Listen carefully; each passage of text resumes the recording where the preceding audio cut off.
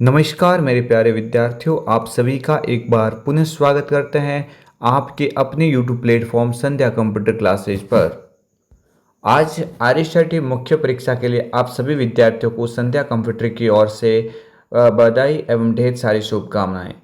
आप सभी को ध्यान रखना है कि आपकी तैयारी बेहतरीन है, लेकिन बेहतरीन तैयारी के अंदर एक और हम कह सकते हैं रंग या रूप और अच्छी उसमें मतलब हम कंटेंट को डालने के लिए ये सेशन मैं आपके समक्ष पेश कर रहा हूँ।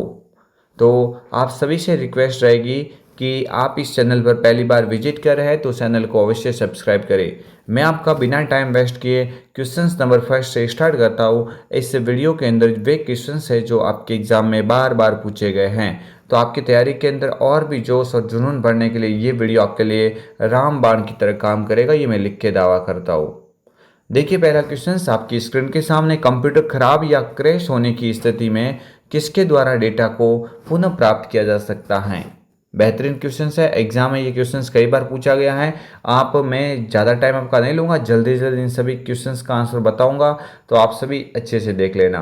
कंप्यूटर क्रैश या खराब होने की स्थिति में डेटा को पुनः प्राप्त करने के लिए हमें सिस्टम रीस्टोर पॉइंट का यूज़ करना चाहिए, यानी इस क्वेश्चन का करेक्ट आंसर हो जाएगा ऑप्शन नंबर बी। आगे वाला क्वेश्चन है आपकी स्क्रीन के सामने, स्लाइड शो के दौरान एक स्लाइड से दूसरी स्लाइड पर जाने में जो एनिमेशन समान प्रभाव का इस्तेमाल होता है उसे क्या कहा जाता है। तो भाई आप सभी को ध्यान रखना है कि एक स्लाइड से दूसरी स्लाइड पर जाने की प्रक्रिया को हम स्लाइड ट्रांजिशन के नाम से जानते हैं।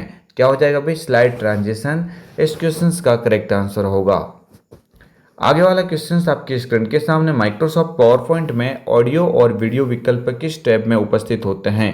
भाई एमएस पावर पॉइंट के अंदर ऑडियो और वीडियो विकल्प ये किस टैब में उपस्थित होते हैं, तो आप सभी को याद रखना है ऑडियो और वीडियो विकल्प कहाँ पे उपस्थित होता है, इंसर्ट टैब के अंदर उपस्थित होता है। आगे वाला क्वेश्चन आपके द्वारा चयनित मात्र स्लाइड शो देखने के लिए प्रयुक्त होता है। भाई आपके द्वारा स्लाइड शो जो आप चयन कर रहे हैं, आपने कौन सी स्लाइड सेलेक्ट की है, कौन सी स्लाइड को आपको चयन किया है, केवल उसी स्लाइड को दिखाना है, तो आपको कस्टम स्लाइड शो का उपयोग करना पड़ेगा। भाई किसका उपयोग करना पड़ेगा, कस्टम स्लाइड शो इस क्वेश्चन का राइट आंसर हो जाएगा। इसके अंदर क्या होता है कि हम अपनी आवश्यकता अनुसार हम अपने इच्छा अनुसार स्लाइड रख सकते हैं, उनमें से कौन सी हमें शो करनी है वो कस्टम स्लाइड शो के द्वारा कार्य किया जा सकता है। आगे वाला क्वेश्चन आपकी स्क्रीन के सामने, निम्नलिखित में से किसे रेडी टू यूज़ के रूप में जाना जाता है। भाई रेडी टू यूज़ के रूप में कई बार क्वेश्चंस बना है। रेडी टू यूज़ के रूप में आप किसे बोलेंगे भाई, आपको याद रखना रेडी टू यूज़ का मतलब आप कह सकते हैं क्लिप आर्ट को क्या कहा जाएगा, रेडी टू यूज। ये क्वेश्चंस एग्जाम में पूछा गया है। रेडी टू यूज़ का मतलब क्या होता है, तो भाई आपको याद रखना है कि उसमें आपको पहले से कुछ डिफ़ॉल्ट ऑप्शंस दे रखे हैं, यानी आपको केवल उसका यूज़ करना है, ऑटोमेटिक वो कंटेंट आपको सर्च करके दे देगा। आगे वाला क्वेश्चन आपके स्क्रीन के सामने, पेंसिल या पेन द्वारा किए गए निशान को एक पूर्व निर्धारित प्रकार की पहचान करने के लिए उपयोग में लिया जाता है। तो पेन अथवा पेंसिल से किए गए निशानों को आप अगर पहचान करना चाहते हैं तो आप किसका उपयोग करेंगे, OMR। इस OMR का पूरा नाम आपको पता होगा, ऑप्टिकल मार्क रीडर होता है। OCR का पूरा नाम ऑप्टिकल करेक्टर रिकॉग्निशन होता है। BCR का पूरा नाम बार कोड रीडर होता है और MIDI का पूरा नाम होता है म्यूजिकल इंस्ट्रूमेंट डिजिटल इंटरफेस। इसका मतलब कह सकते हैं इस क्वेश्चन का राइट आंसर क्या हो जाएगा भाई, OMR हो जाएगा। ये सभी इनपुट डिवाइस के एग्जाम्पल होते हैं। आगे वाला क्वेश्चन है, टेक्स्ट के शुरुआत और अंत के रिक्त स्थान को हटाता है। भाई टेक्स्ट होता है, उसके शुरुआत और अंत के बीच का जो खाली स्थान है उसे हटाने का काम किसके द्वारा किया जाता है। तो भाई इसका जो करेक्ट आंसर हो जाएगा वो हो जाएगा ऑप्शन नंबर ए, ट्रिम। क्या हो जाएगा, ट्रिम के द्वारा ये कार्य किया जा सकता है। आगे वाला क्वेश्चन देख सकते हैं, MS वर्ड में कौन सा विकल्प एक तालिका के एक सेल को कई सेल में विभाजित करता है। आपको याद रखना MS वर्ड के अंदर कौन सा विकल्प है जो एक टेबल होती है, उस टेबल के अंदर एक टेबल में एक सेल को कई सेल में विभाजित करती हैं।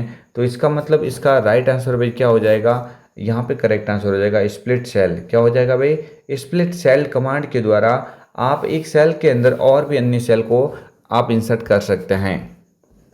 आगे वाला क्वेश्चन है, आमतौर पर किस प्रकार का ईमेल खाता व्यापार चैटिंग में उपयोग किया जाता है। आप कह सकते हैं रिसर्च पॉइंट ऑफ व्यू से मोस्ट क्वेश्चन है। तो आमतौर पर किस प्रकार का ईमेल खाता व्यापार चैटिंग में उपयोग में लिया जाता है। तो व्यापार चैटिंग की बात हो रही है तो राइट आंसर क्या हो जाएगा भाई, माइक्रोसॉफ्ट एक्सचेंज हो जाएगा। क्या हो जाएगा, माइक्रोसॉफ्ट एक्सचेंज यहाँ से करेक्ट आंसर होगा। आगे वाला क्वेश्चन आपके स्क्रीन के सामने, इनमें से या निम्न में से इनमें से कौन सा वैध प्रोजेक्टर कनेक्टिविटी विकल्प नहीं है। तो देखो कंप्यूटर ऑनली होता है, डुप्लीकेट होता है, एक्सटेंड होता है, एक कौन सा होता है भाई, एक होता है प्रोजेक्टर ऑनली। क्या होता है, प्रोजेक्टर ऑनली होता है। तो इसका मतलब यहाँ पे जो इन्वर्टेड नाम दिखा हुआ है ये इसका राइट आंसर नहीं है, यानी कह सकते हैं ऑप्शंस बी यहाँ से इस क्वेश्चन का करेक्ट विकल्प मिल जाएगा।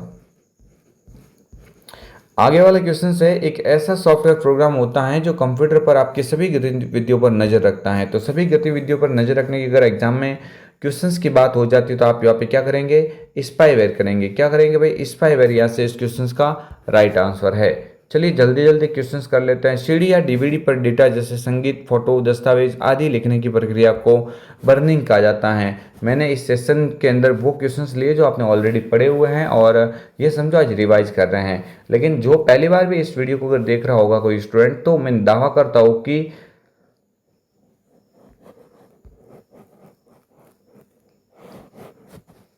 यहाँ से इस क्वेश्चन का राइट आंसर बर्निंग होगा। ठीक है, आगे वाला क्वेश्चन देख सकते हैं आपके स्क्रीन के सामने। माइक्रोसॉफ्ट वर्ड में किस कमांड के द्वारा बहुत सारे व्यक्तियों को एक साथ मेल भेज सकते हैं। तो बहुत सारे व्यक्तियों को एक साथ मेल भेजने का कार्य मेल मर्ज के द्वारा किया जाता है। मोस्ट इंपोर्टेंट क्वेश्चन है, कौन सा भी मोस्ट इंपोर्टेंट क्वेश्चन, ये क्वेश्चन नंबर 13। आगे वाला क्वेश्चन आपके स्क्रीन के सामने, फाइल खोलने, सेव, क्लोज एवं प्रिंट करने की कमांड किस टैब में होती है। तो फाइल को खोलना ओपन है, प्रिंट है, न्यू है, क्लोज है, ये जो भी विकल्प होते हैं ये सारे के सारे आपके फाइल टैब के अंदर होते हैं। कहाँ पे होते हैं, फाइल टैब, यानी पहला ऑप्शन वही होता है, टैब के अंदर फाइल टैब होता है।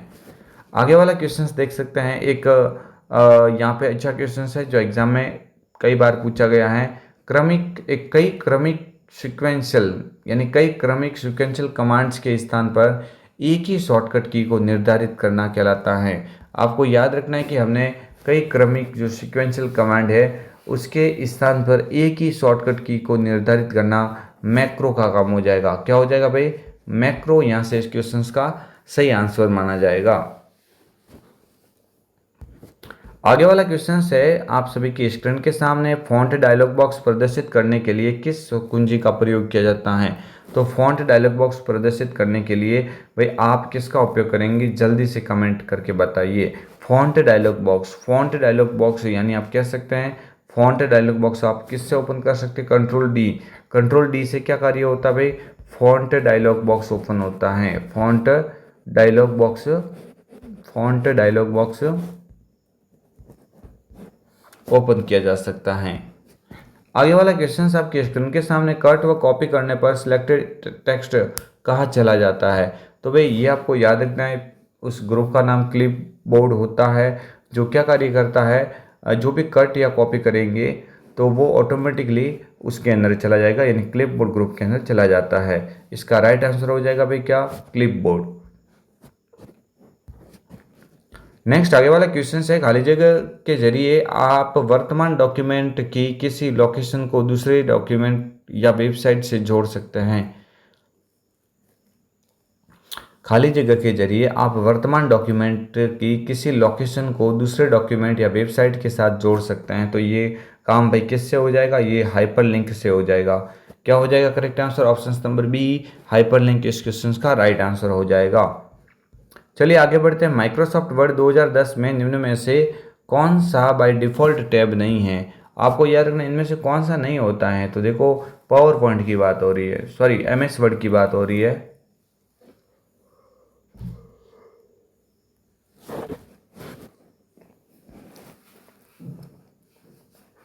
तो भाई आपको याद रखना है कि देखिए यहाँ पे आपको पता होना चाहिए कि फाइल टैब तो डिफ़ॉल्ट टैब होता है, होम टैब भी होता है, इंसर्ट भी होता है, लेकिन डिज़ाइन टैब इसका डिफ़ॉल्ट नहीं है, क्योंकि ये टेबल के अंदर कार्य करते वक्त या ऐसा कुछ काम करते तो ये ऑप्शंस ओपन हो जाता है। आगे वाला क्वेश्चन देख सकते हैं, MS पावर पॉइंट में वर्तमान स्लाइड से स्लाइड शो शुरू करना चाहते हैं तो वर्तमान में जिस स्लाइड के ऊपर आप काम कर रहे हैं वहाँ से स्लाइड को शो करना है तो शिफ्ट के साथ में F5 उपयोग करेंगे, और बेसिकली ऐसे करना हो तो आप बोलेंगे F5 का उपयोग कर सकते हैं। आगे वाला क्वेश्चन आपकी स्क्रीन के सामने, पावर पॉइंट प्रस्तुतिकरण को अति शीघ्र बनाने के लिए उपयोग में लाया जाता है। तो आपको याद रखना, पावर पॉइंट की प्रस्तुति को अति शीघ्र बनाना, तेज गति से बनाना है तो वहां पे किसका उपयोग करेंगे भाई? राइट आंसर भी क्या हो जाएगा? Auto content wizard. क्या हो जाएगा? Auto content wizard. Option number B पे लिखा हुआ है इस क्वेश्चन का करेक्ट आंसर। आगे वाला क्वेश्चन देख सकते हैं, पावर पॉइंट में पहले से ही इंसर्ट इमेज एडिट करने पर क्या घटित होता है? तो आपको याद रखना, स्रोत फाइल जो पहले से इंसर्ट की हुई थी चेंज नहीं होती हैं। यही इस क्वेश्चन का क्या हो जाएगा भाई? Correct answer. स्रोत फाइल जो पहले से इंसर्ट की हुई थी चेंज नहीं होती हैं। ये दोनों के दोनों भाई एक जैसे हैं, लेकिन यहाँ से करेक्ट जो ऑप्शंस के रूप में यही माना जाएगा। आगे वाला क्वेश्चन आपके स्क्रीन के सामने, किस टैब में या किस टैब से आप पिक्चर, टेक्स्ट बॉक्स, चार्ट इत्यादि इंसर्ट कर सकते हैं? तो भाई ये काम तो आपका पता ही है, आपको किस में होना चाहिए? टेक्स्ट बॉक्स बनाना, टेक्स्ट कट करना। तो यहाँ से राइट आंसर क्या हो जाएगा? ये सारा काम कहाँ से हो जाएगा भाई? कौन सा? पिक्चर्स का है, टेक्स्ट बॉक्स का है, फॉर्म का, ठीक है। तो यहाँ से ये करेक्ट आंसर क्या हो जाएगा भाई? इंसर्ट हो जाएगा। आगे वाला क्वेश्चन आपके स्क्रीन के सामने है, MS पावर पॉइंट 2010 में स्लाइड शो देखने के लिए कौन सी शॉर्टकट कुंजी दबाई जा सकती है? स्लाइड शो देखने की शॉर्टकट की क्या होती है भाई? F5 होती है। क्या होती है? F5 से करेक्ट आंसर हो जाएगा। नेक्स्ट आगे वाला क्वेश्चन है, स्प्रेडशीट में एक पंक्ति तथा कॉलम का इंटरसेक्शन क्या कहलाता है? तो भाई आपको याद रखना, इंटरसेक्शन क्या कहलाएगा? सेल।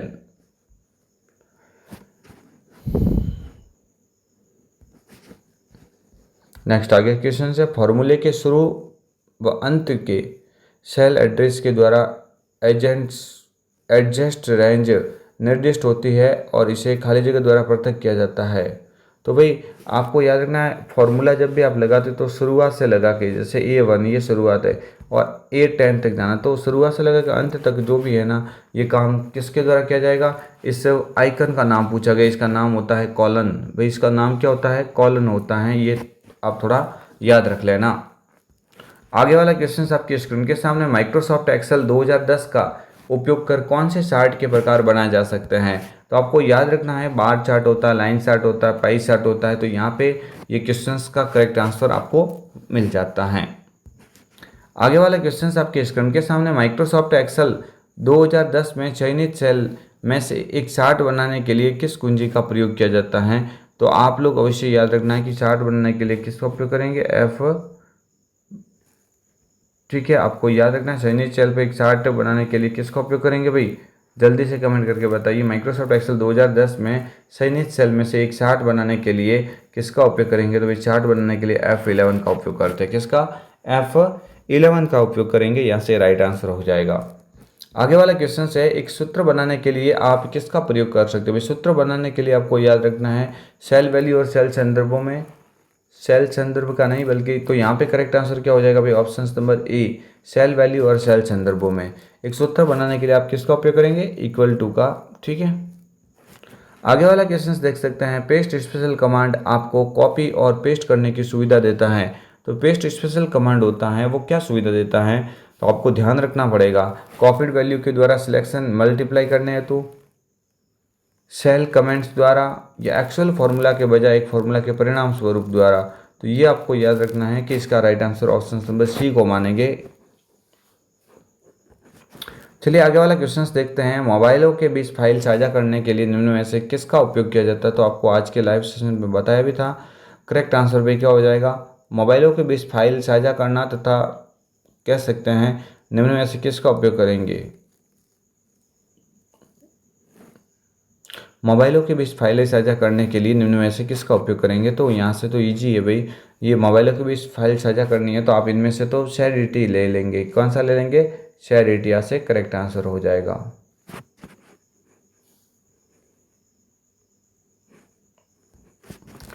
आगे वाला क्वेश्चन आपके स्क्रीन के सामने, नवीनतम एंड्रॉयड मोबाइल ऑपरेटिंग सिस्टम कौन सा है? तो नवीनतम यानी जो है अभी वो कौन सा है भाई, वो है नौगाट। नौगाट 7.0, नौगाट 7.0 यहाँ से करेक्ट आंसर हो जाएगा।